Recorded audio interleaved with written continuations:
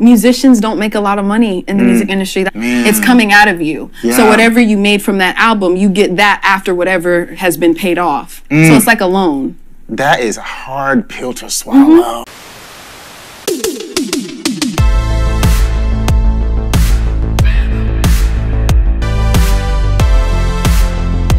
Everybody, welcome to a new video. Today I'm going to be discussing how the music industry is a scam and most of our favorite artists are actually broke. Well, broke for celebrities and rich people level. They certainly have more money than us, but at the level that they are at, they actually don't have as much money as we think they do. So let's get into it. The music industry is one of the most competitive, cutthroat industries out there, with a lot of dark secrets that are often swept under the rug.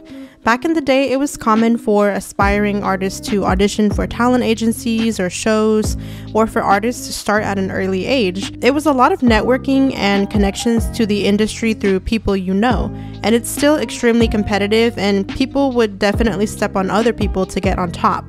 But with the age of social media, becoming a popular artist has definitely become easier because you can build your own platform and brand on YouTube, TikTok, or any other social media platform.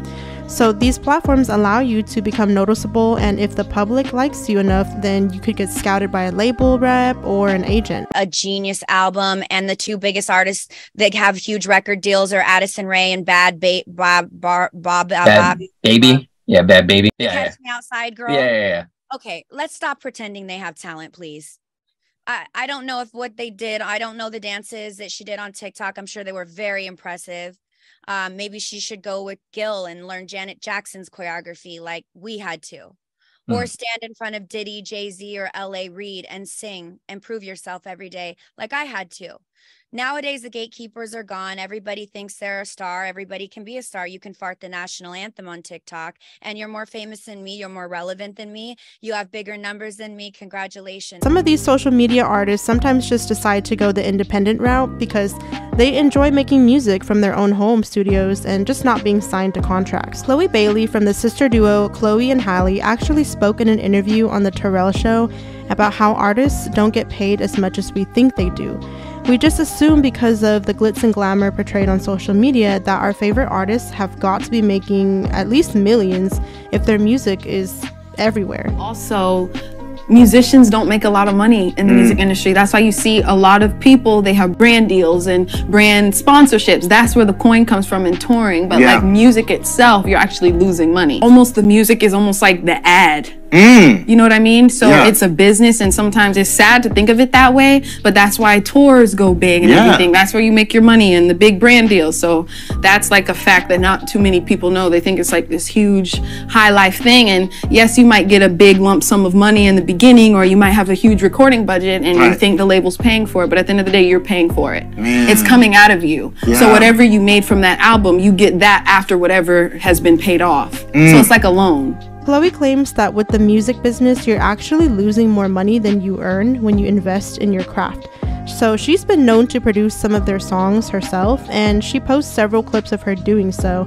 However, Chloe states that she doesn't get paid for these producing credits since she is within the group, but the producers outside the group get paid a good amount though. She continues on and says that you're actually provided a recording budget in the beginning from the label, and then you assume that it's paid for, but in reality you're actually paying for it yourself through album sales and whatever numbers result from the success of your music. So essentially borrowing the money and paying it back. So she equates the business of music to a loan. It's actually more feasible to make money off of touring than it is from album sales or streaming. And let's just have an honest discussion about albums really quick. A lot of artists don't create albums anymore, and it's a valid fear that they have that it might flop or it might not sell enough records, and they won't make their money back to the label if their album flops. And even if the album does well, the label will take up to 50 to 90% of the proceeds.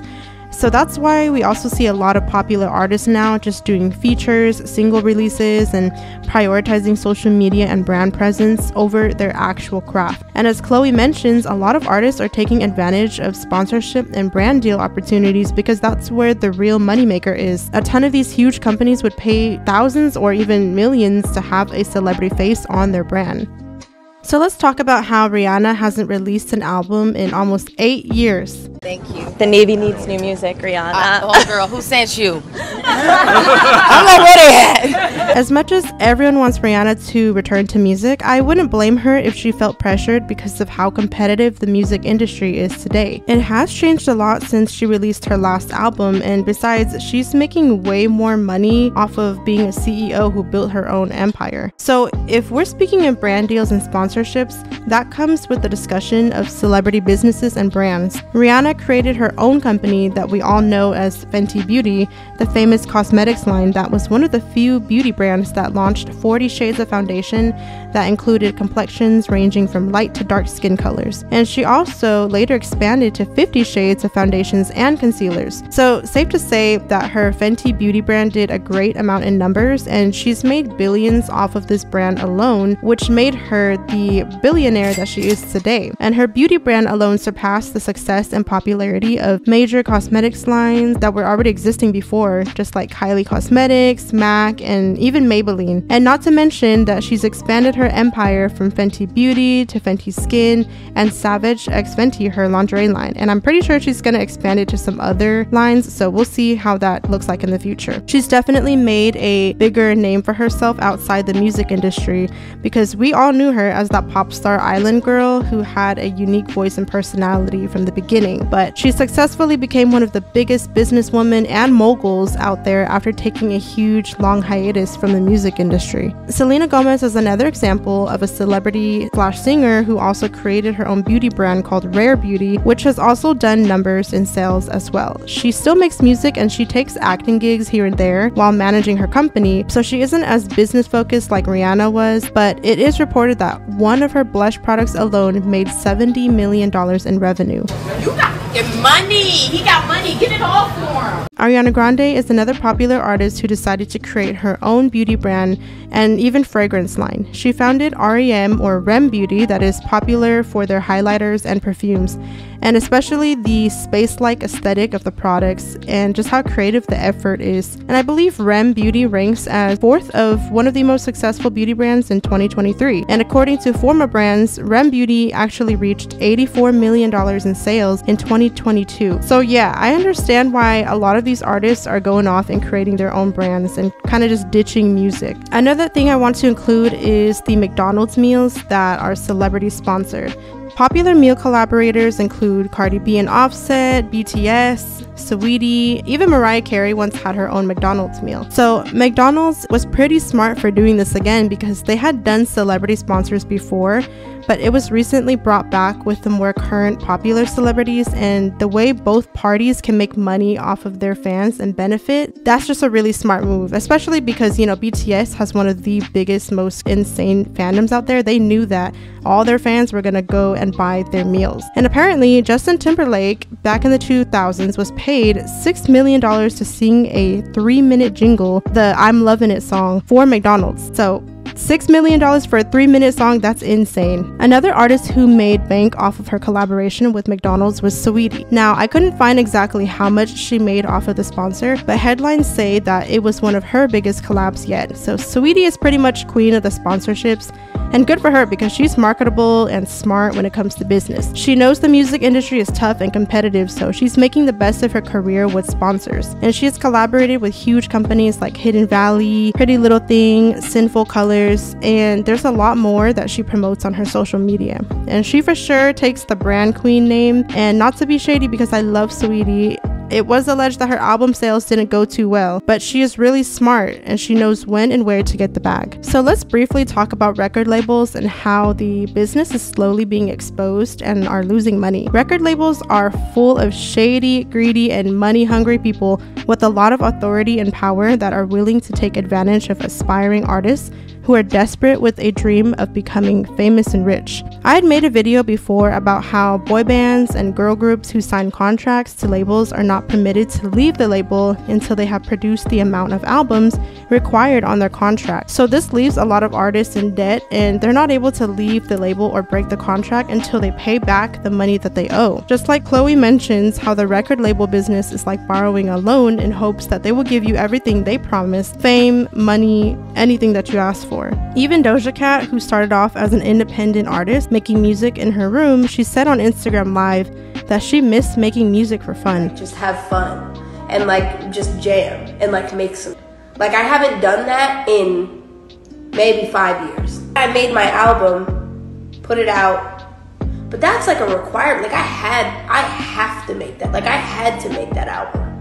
You know what I mean? Not that I didn't enjoy doing it, but I had to make that album.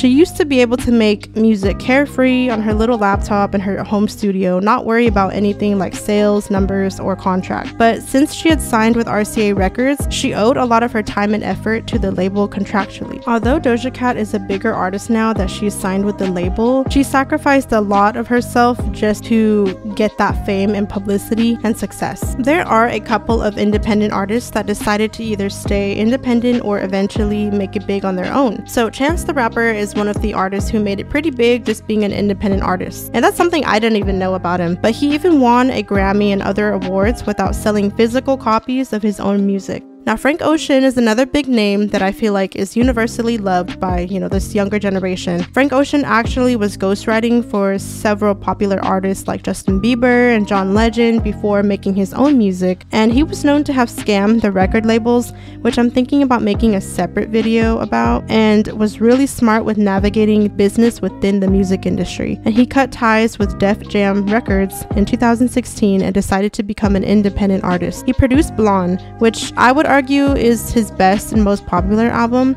under his own founded label, and it became #1 on Billboard 100, and he received over $1 million in revenue. Also, he even got a Grammy for his album Channel Orange. There are other big artists who decided to go independent as well, but the two I listed are just examples that you don't need a huge record label machine behind you to be successful. It's really unfortunate to see that a lot of our favorite artists are not getting credited or earning their royalties for their hard work they put into the music industry. Most of them give their entire lives, time, and energy for years into these crafts that some are considered iconic pop culture pieces, only to get paid dust. And I know that they aren't broke like regular people broke, but behind the glitz and the glamour, a lot of our favorite artists are not as rich as we perceive them to be. That's all I have for today's video, so comment down below your thoughts and opinions. Did you guys know that this was how the music industry worked? Let me know below. Thank you all for watching, and I'll see you all next time.